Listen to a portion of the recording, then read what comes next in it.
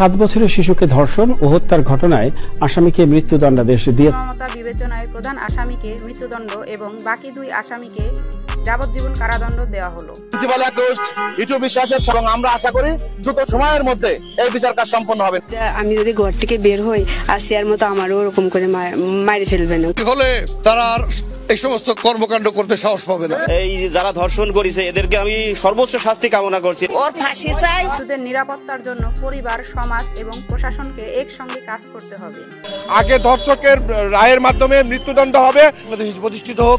ধর্ষক এদেশে বেঁচে যায় না, এর মৃত্যুর মধ্যে দিয়ে ধর্ষকের বিচারের মধ্যে দিয়ে আমরা এই দাবিটি উপস্থাপন করতে চাই। বাংলাদেশে ধর্ষকের কোনো ছাড় নেই এবং দ্রুত বিচারের মধ্যে দিয়ে একটি দৃষ্টান্তমূলক রীতি স্থাপন করা হোক। এই দেশে ধর্ষণ করে কেউ পার পাবে না।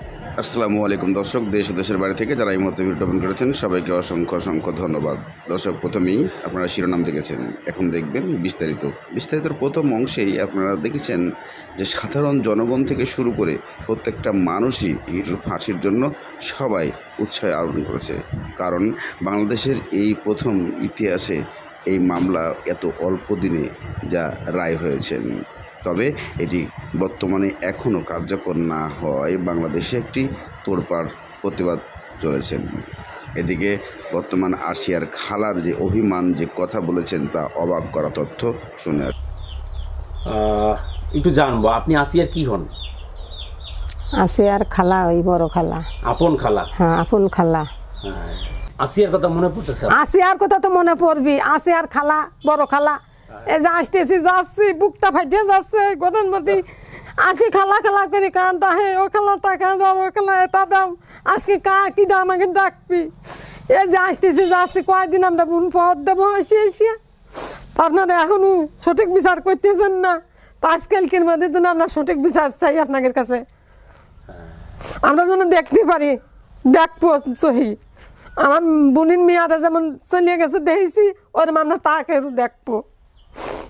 আসিয়ার মায়ের অবস্থা অসহায়ভাবে পড়ে আছে, একেবারে অসহায়ভাবে। আপনারই তো আপন বোন? হ্যাঁ, আমারই আপন বোন। ছোট বোন? ছোট বোন। কত কষ্ট লাগে? কত কষ্ট লাগে না আমাকে। আজকে আইসি খাজা মাজা নিয়ে, খালি তার কথা মনে পড়তেছে, গরমে দেশে কাঁদতেছি। আমাকে মনে পড়ে না, আমার পেটে মেয়ে নেই, মনে করছেন যে বোনের মেয়ে একটা নিয়ে মানুষ করবো, ওইটাই চাইছিলাম। সে তো জীবনে হানা চলে গেলে আমরা জীবিত তার পাবো না। আসিয়াকে চাইছিলেন? আসিয়া চাইছিলাম যে আমার মেয়ে নেই, আমি আসিয়ার মানুষ করব, বিয়ে থা দেবো। আল্লাহ আমাকে আশা পূর্ণ, সে পূর্ণ কাটিয়ে নিল। তা আমাকে যেমন কাটিয়ে নিয়েছে, আমরাও তাকে বুক খালি করব। আমরা এইটুক সঠিক বিচার চাই আপনাদের কাছে। আপনার হিটুর মা, শেষ কথা, হিটুর মা বারবার বলতেছে বিভিন্ন যে আমার ছেলে দোষী না, এটা জানেন? দোষী না, এমনি হয়েছে, এমনি দুটো মেয়ারই ই করেছে। এখন তো কবি ওই কথা, এখন তো বাঁচার জন্য তো ওই কথা কবি। এখন বাঁচার জন্য তো এটা করছে যে কোনটা কই আমরা বাঁচতে পারি, চলে যেতে পারি, এতই সস্তা। তা এটা কথা কই বলি যে আজকে আসিয়ার একটা মাসের দূরত্ব হয়ে গেছে। তার আসিয়া ধরেন এখনও ধরেন যে তার নিশানাই নেই। এখনও এই যে জনগণ যে এখনও ইসি জেলে নয়ছে, তার এখনও আপনারা ফাঁসি দেন নেই। তা আমরা কি করে থাকবো? আর আমরা তো এইটুকু দেখতে চাই যে তার সামনাসামনি দেখতে পারলে আরও আমাকে একটু মনে হচ্ছে ভালো লাগে। তা আপনারা এখনও তার সঠিক বিচার তো করতেছেন, এখনও জীবিত, এখনও বাঁচা না হয়েছেন। তার মধ্যে হাসি খুশি হয়ে বেড়াচ্ছে সে হিটুর মা, তারপরে যে সজীব। আর তাহলে আপনারা কি করতেছেন?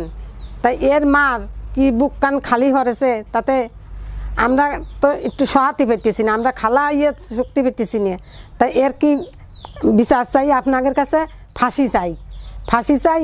আর আপনারা করছেন যে এ মুখ তমুক আমার মেয়ের কথা বলতেছেন যে আমরা জানি না কিছু, একটা বলতে দুটিয়ে সন্তান তার নষ্ট করেছেন। এটা তো বাঁচাই কষ্ট, তাও আমরা তার না হয়েছে, আর এটা তো চলেই গেছে। তো আমরা সঠিক বিচার চাই, যাতে তিল্লে করে মারে, আমরা সেইটুকু চাই আপনাদের কাছে। তা আপনাদের কাছে কি অনুরোধ চাই যে যেরম তার আমার বোনের যে মেয়েটার মারেছে তিলে তিলে করে আমরা ওইরকম তার তিলে তিলে চাই, আমরা সঠিক বিচার চাই আপনাদের কাছে। তারা তো আদালতে কি উচ্চ সুরে বলতেছে যে আমরা ছিলাম না, ছিলাম। তারা আদালতে বলতেছে যে আমরা ছিলাম না, তো এই কারণটা কৃষিতে হয়েছে, কৃষিতে হয়েছে কন ওরা কি বাড়িয়ালে কি ওরা কি আবার থুবি, জীবনেও তার থুবি নি, মানে আরও মানে আরও দর্শন তো করবি। আমার বোনের মেয়ে যত দর্শন করেছে অত তো বাড়িতে পারলি ওরা সুযোগ পালি পারে ওরা আবার দর্শন তো করবি। তা আপনারা এইটুক সুযোগ দেবেন না, এইটুক সুযোগ দেবেন না, যেটি তো আপনারা 2-4 দিনের মধ্যে আমরা যেন আপনাদের ফাঁসি চাই, ধর্ষণও চাই যেন, এইটুকু আমরা চাই আপনাদের কাছে। আর আর কিছু বলবো না আপনাদের কাছে, এটাই চাওয়া আসলে। এইটুকু আমরা চাই। ধরেন এত সস্তা না, এতই সস্তা, জনগণ এত বোকা না, আর কি বলবো, জনগণ বোকা না। ঠিক আছে, থ্যাংক ইউ। কথা বললাম আসিয়ার আপন খালার সাথে, যে খালা আসিয়াকে বলেছিলেন যে অর্থাৎ হয়তো মেয়ে নেই, মেয়ের মতো আসলে মেয়ের মতো চাইছিলাম, তো সেই লালন পালন করতে চাইছিলাম, নিয়ে বিয়ে থা দিতে চাইছিলাম, সে আশা পূর্ণ হইল না আমাদের। আল্লাহ নিয়ে গেল, আল্লাহ তার নিয়ে গেল, আল্লাহ তো নেই নেই, আল্লাহ তার নেই নেই, ওই তো মানুষের কুকর্মে, মানুষের কুত্তর বাচ্চা নিয়ে মারিয়ে তার আর কি এখন মাটিতে সে শহীদ হয়ে গেছে। যাক, সে এমনই চলে গেছে।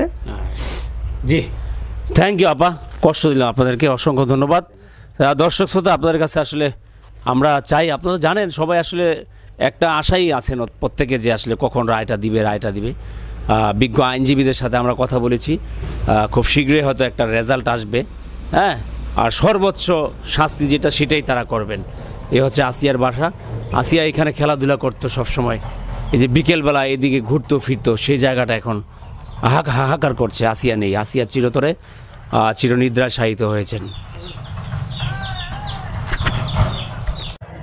এদিকে আসিয়ার খালার আবেগ ঘনমতো যে প্রশ্নগুলো করা হয়েছিল, আসিয়ার খালা যে কথা বলেছেন এবং আসিয়ার মায়ের যে পরিস্থিতি দেখলেন আপনারা, তা আসলে অত্যন্ত দুঃখজনক।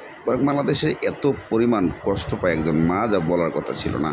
তবে আসিয়ার খালা কেন বারবার কেঁদে উঠতেছেন, কারণ আসিয়ার খালা চেয়েছিল আসিয়াকে নিজের পুত্রবধূ করে নিতে এবং নিজে লালন পালন করতে, কারণ তার কোনো মেয়ে ছিল না, এজন্যে বেশি আঘাত, বেশি কষ্ট পেয়ে গেছেন। তবে নিয়তি তার কপালে রাখেন নাই, তাই হয়তোবা তাকে পাওয়াটা সম্ভব হয় নাই। হিটু শেখের এই কারণে, আচরণের কারণে হয়তোবা ধর্ষণের শিকার হয়ে আসিয়া মারা গেছেন। কিন্তু আসিয়া সারা বাংলার মানুষের কাছে এখনও জীবিত, এমন প্রশ্ন তুলে ধরেন তার খালা এবং মা।